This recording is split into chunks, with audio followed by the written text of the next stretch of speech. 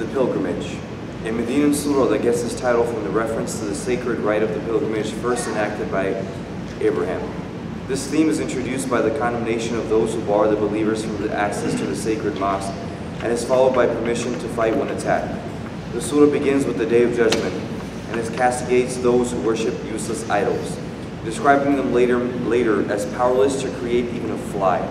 The surah ends by urging the Muslims to persevere in following the faith of Abraham. In the name of God, the Lord of mercy, the giver of mercy. People, be mindful of your Lord, for the earthquake of the last hour will be a mighty thing. On the day you see it, every nursing mother will think no more of her baby. Every pregnant female will miscarry.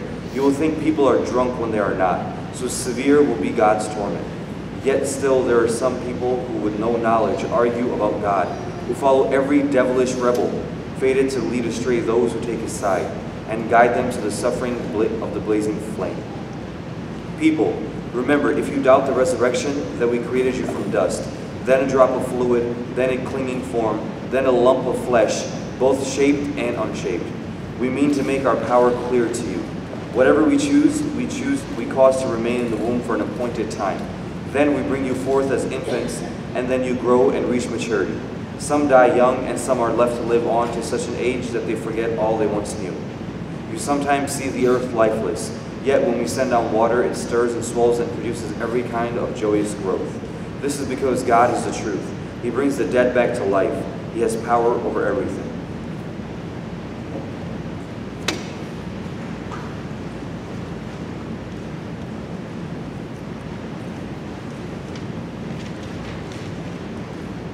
Surah Hajj is a surah that many scholars have disagreed on whether it's a Meccan surah or Madani surah or has certain verses of both. And the strongest opinion, Allah Alam, is that there are certain verses that have, the majority of the surah is a Meccan surah, but there are certain verses that have been revealed in after the migration, right? Such as the verses regarding the permissibility to fight, some of the things that happened, Mubaraza, what happened, we'll talk about that before the Battle of Badr. And but the rest of the themes, and such as Hajj and these things, are alluding to the fact that we are in the same religion as Ibrahim alayhi salatu wasalam. So Allah subhanahu wa ta'ala, in the beginning of the surah, He talks a little bit about the horrors of the Day of Judgment. Alright? From the brothers, Faisal, you mean one of the things that Allah subhanahu wa ta'ala mentions is going to happen on the Day of Judgment.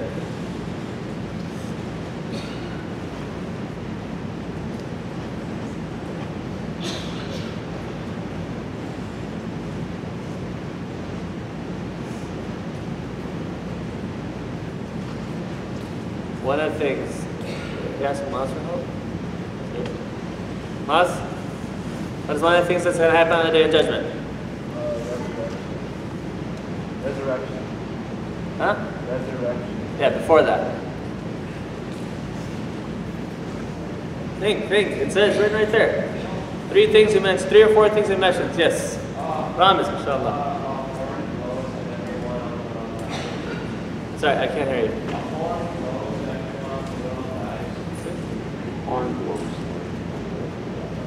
True. This is true. Very good. But what's mentioned in the ayah? 3 or 4 things are mentioned there. إِنَّ زَلْزَلَةَ السَّاعَةِ شَيْءٌ عَظِيمٌ. Earthquake. Good. What else? يَوْمَ تَرَوْنَهَا تَذْهَلُ كُلُّ مُرْضِعَةٍ عَمَّا أَرْضَعَتْ تَضَعُ كُلُّ ذَاتِ حَمْلٍ حَمْلَهَا وَتَرَى النَّاسَ سُكَارَى وَمَا هُمْ بِسُكَارَى وَلَكِنَّ عَذَابَ اللَّهِ شَدِيدٌ. Every nursing mother will think no more of her baby. Okay, a nursing mother shall leave and drop her baby because she's so scared and worried about herself. Right? Think about this. A nursing mother will sacrifice everything to make sure that her baby is fed. Right? She'll sacrifice her sleep. She'll sacrifice her food. She'll sacrifice everything to make sure her comfort. She'll sacrifice even other children. Be like, look, I'm nursing this child. You guys go over there. I need to take care of this one right now. But on that day, no child, nothing. Myself. That's the only one I'm worried about. Right? What else will happen? Every pregnant female will miscarry. Okay, every pregnant female will miscarry out of the sheer fear and horror of that day. MashaAllah, I see hands up now from the brothers. Go ahead, Faisal, go. Okay, people will be walking around like they're drunk. وَمَا هُمْ بِسُكَارَى وَلَكِنَّ عَذَابَ اللَّهِ شَدِيدٌ. They won't be in a state of drunkenness, but they'll just be so scared, panicked, and be like, okay, what's going on? Like, you know how they're like, I don't know where I am, I don't know what's going on, where do I go, what do I do? Right? Then Allah subhanahu wa ta'ala, He says, He tells us the horrors of that day, and then He talks to us a little bit about if you doubt the resurrection, reflect on your own creation. Right? Then He talks about the stages of creation. And subhanAllah, I think that there's one guy, Brian Fell or something, I don't know his name, someone who's like one of the fathers of modern embryology. He said that he was trying to find an accurate description of the stages from conception to the birth, and he said that he found it in this surah, in the Surah Mu'minun.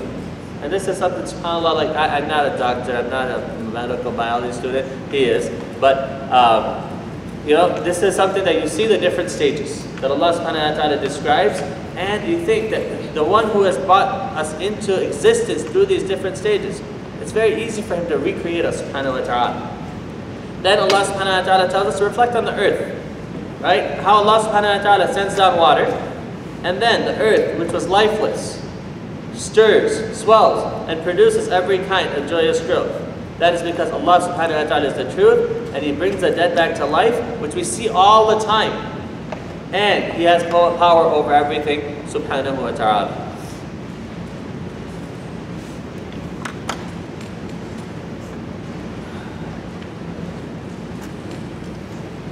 There is no doubt that the last hour is bound to come, nor that God will raise the dead from their graves. Yet still there are some who with no knowledge or guidance or any book of enlightenment argue about God, turning scornfully aside to lead others away from God's path.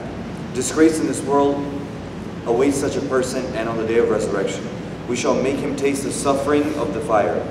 It will be said, this is for what you have stored up with your own hands. God is never unjust to His creatures. There are also some who serve God with unsteady faith. If something good comes their way, they are satisfied. But if they are tested, they revert to their old ways, losing both this world and the next. That is the clearest loss. Instead of God, they call upon what can neither harm nor help them. That is straying far away. Or invoke one whose harm is closer than his help, an evil master and an evil companion. But God will admit those who believe and do good deeds to gardens graced with flowing streams. God does whatever He wishes. If anyone thinks that God will not support him in this world and the next, he should stretch a rope up to the sky, climb all the way up it, and see whether the strategy removes the cause of His anger. In this way, we send the Qur'an down as clear messages, and God guides whoever He will.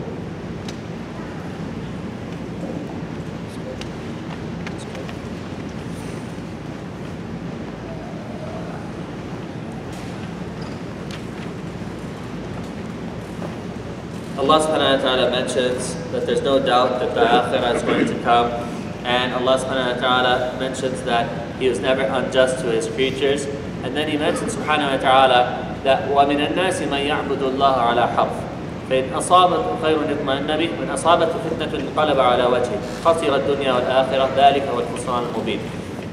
There are people that worship Allah subhanahu wa ta'ala on the edge, right? Meaning they never fully commit to Allah subhanahu wa ta'ala.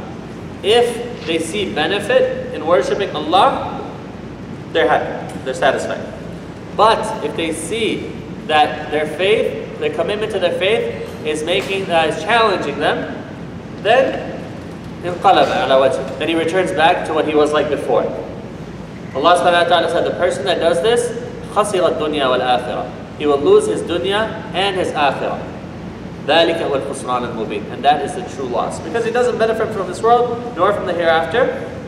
But if he wants to benefit from this dunya and the akhirah, he needs to be firm in his commitment to Allah subhanahu wa ta'ala. And whatever challenges that come with that, Allah subhanahu wa ta'ala will support him, and Allah subhanahu wa ta'ala will make him better for going through these challenges. Then Allah subhanahu wa ta'ala mentioned that most people who commit shirk, how do they worship someone that does not bring them any benefit? Rather, the harm that they bring them is greater than the benefit that they bring them. Then Allah subhanahu wa ta'ala mentions the reward for people who believe and do good deeds, that they will have gardens with flowing streams, and Allah subhanahu wa ta'ala does whatever He wishes. Then He says that if a person thinks that Allah subhanahu wa ta'ala will not help him or support him, let him take a rope and climb up and see if that will help him. Right? Because the help of Allah subhanahu wa ta'ala is close. We don't need to go to those extremes. We just ask Allah subhanahu wa ta'ala for the help, and we make a promise to Allah subhanahu wa ta'ala to try to do what's right, and Allah subhanahu wa ta'ala will guide us. Then Allah subhanahu wa ta'ala mentioned that He's already sent down the Qur'an, the clear messages, and Allah subhanahu wa ta'ala uses that to guide whoever He wants subhanahu wa ta'ala.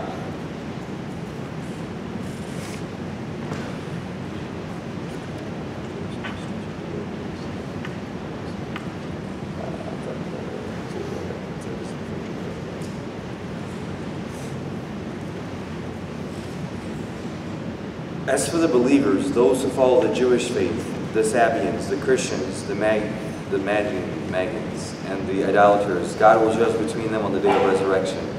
God witnesses all things. Do you not realize, Prophet ﷺ, that everything in the heavens and earth submits to God?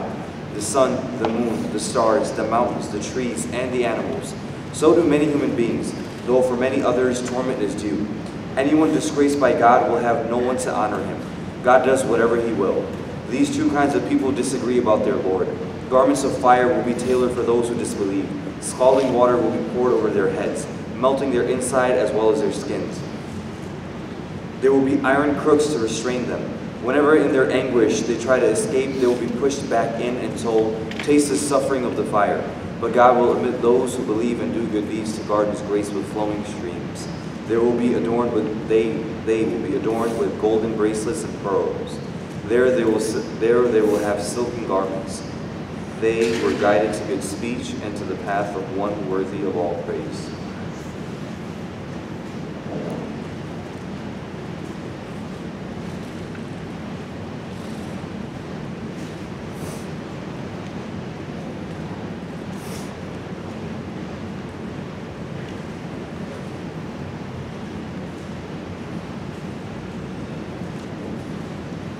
Allah subhanahu wa ta'ala in verse 17 on, He mentioned that Allah subhanahu wa ta'ala is going to judge between all of these different groups that exist. And even if people from the different groups don't worship Allah subhanahu wa ta'ala, you know what, the sun, the moon, the stars, the trees, the mountains, all of these have already submitted to Him subhanahu wa ta'ala. And they are there, and they're able to be there because they have submitted to Allah subhanahu wa ta'ala. Then Allah subhanahu wa ta'ala, He mentions two groups of people. And most of the scholars said this is هَذَا خَصْمَانِ اخْتَصَمُوا فِي رَبِّهِمْ. This is two groups of people that have argued in regards to Allah subhanahu wa ta'ala. And most of the scholars said this is in regards to Mubaraza. Mubaraza is what happens before the battle. In the times of the Prophet ﷺ, times of the past, before the battle took place, they used to have something called like a duel. And remember the battle of Badr, they said, okay, bring out 3 from the Quraysh, 3 from the Muslims, and then they had the duel, right? So, if a Muslim died in that duel before the battle, what would his condition be? Right? Allah subhanahu wa ta'ala mentions it. But a non-Muslim who dies in that duel, what was his condition be? Allah subhanahu wa ta'ala mentioned it here. So the Prophet ﷺ, and first some of the Ansar went out, and the Mushrikun and Quraysh said, we don't have any argument with these guys, send from the Quraysh. So the Prophet ﷺ sent Ali radiallahu anhu and Hamza and another companion, I'm forgetting his name right now, but they went out and represented the Quraysh, and they killed the Mushrikun before the battle started. So what was their ending place? Allah subhanahu wa ta'ala is saying about Tawheed, Shirk, and the consequences of both. Alright, inshallah, we're going to take a 10-minute break now, and then inshallah we'll come back. The next set of verses we'll be talking about Hajj. Before we do that, inshallah, we'll take a break.